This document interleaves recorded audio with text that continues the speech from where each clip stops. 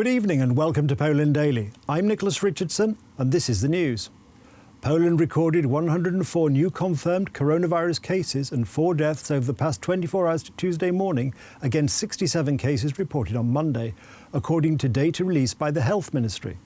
The healthcare system is now handling 349 COVID-19 hospitalizations. In all, Poland has already distributed 32,923,412 doses of COVID-19 vaccines, with 16,316,648 people having been fully vaccinated, according to government data. The Health Ministry is urging more people to come forward to be vaccinated, and Poland has more doses of vaccine it can distribute.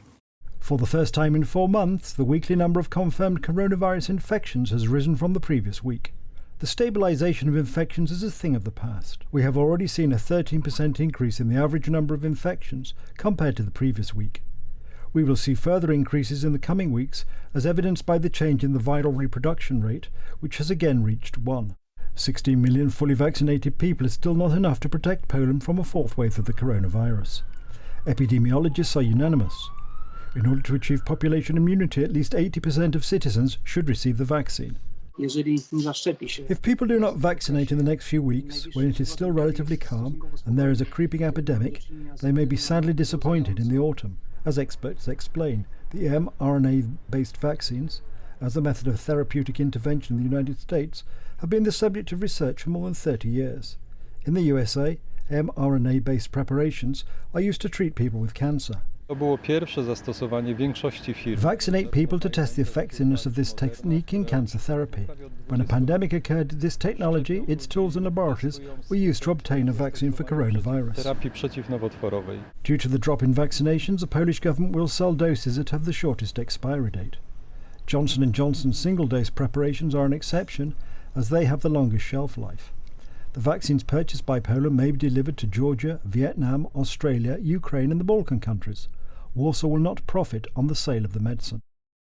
The European Commission has given Poland an ultimatum to suspend the disciplinary chamber of the country's Supreme Court by August the 16th or face a financial penalty. The deadline will ramp up tensions between the European Union and Poland over the Polish government's overhaul of the judicial system, which, Brussels says, undermines the independence of the judiciary. Last week, the European Court of Justice imposed interim measures on Poland until a verdict is issued in a rule of law case brought against Poland by the European Commission.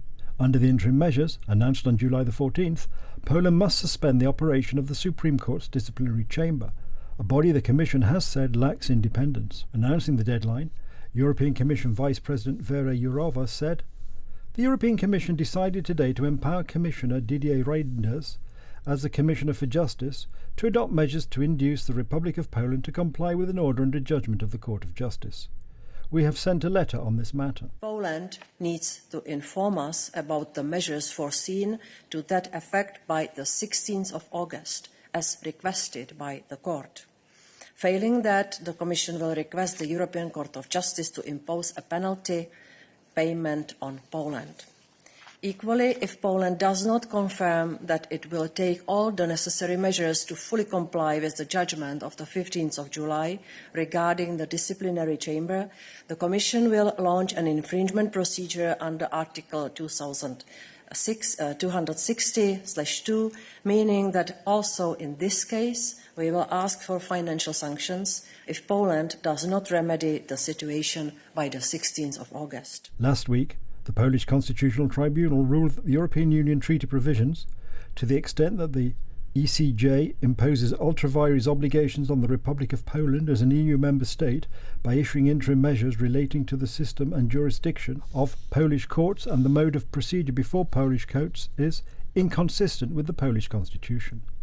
In other words, Poland says that the ECJ has no say regarding the procedures of the Polish justice system because such jurisdiction lacks legal foundation in the EU treaties. So far, Polish representatives support the tribunal's position. Former European Council President and now acting President of the Civic Platform Party, Donald Tusk wants to reinvigorate his followers. During his speeches, he promises to beat the ruling Law and Justice Party once again. After a vacation break in Croatia, Tusk spoke in Gdansk, but according to observers, failed to offer any positive programme. Instead, he focused on trying to scare Poles. The former Prime Minister appealed to his main political opponent, Jarosław Kaczyński, to hold a direct debate on the future of Poland. Panie Kaczyński. Mr. Kaczynski, come out of your cave. Stand face to face with me on well-trodden ground. Exchange arguments. Danej ziemi wymienić się argumentami. According to ruling party MPs, the language used by the civil platform leader is unacceptable. Not in the form that Donald Tusk proposes, hate language and a whole lot of lies. However, Civic Coalition MPs praised Tusk's speech. Bardzo ofensywne wystąpienie premiera Tuska. A very aggressive speech by Donald Tusk. He showed how Poland is divided. On the one side is Poland ruled by PiS. That performs very badly with the European Union. Poland that isolates itself from the European Union, and the Poland of Donald Tusk, who is betting on values. Sociologists assess that the style of the speech was well crafted in terms of a PR stunt. This is a continuation of the strategy from 2007 to 2014, when Tusk was Prime Minister, only more aggressive. Emotions have a strong negative connotation here, mainly evaluative connotations that are associated with Law and Justice Party and Jarosław Kaczynski. In Donald Tusk's speech, which lasted over half an hour, there was a lack of any concrete programme proposals. The industrial sector will be the driving force behind Poland's economic growth in the second half of the year, an economic think tank said in reaction to the latest manufacturing data. According to the Central Statistical Office, in June, Poland's industrial output rose by 18.4%, and manufacturing prices went up by 7% year on year. The Polish Economic Institute, PIE, wrote on Tuesday that the greatest surge, over 47%, was observed in the domestic sectors responsible for the production of computers and electronics. Production of electrical devices grew by 38%, mainly due to export demand. The situation in this part of the economy is good. The monthly Business Climate Index by PIE and BGK Bank shows a record high optimism of businesses in the manufacturing industry, PIE said. The recovery is particularly visible in the segment of large and medium-sized businesses, PIE also said. According to PIE's analysts, mining and natural resources are primarily responsible for June's increase in production prices. PIE envisages that the strong trends in industrial output should remain in place until the end of the year. In July, the growth will reach about 10% and will stabilise in the following months, PIE said. That's the news. Thank you for watching. Stay with us with weather, Poland Daily Business and more programmes. But from me, it's have a good night and a better tomorrow.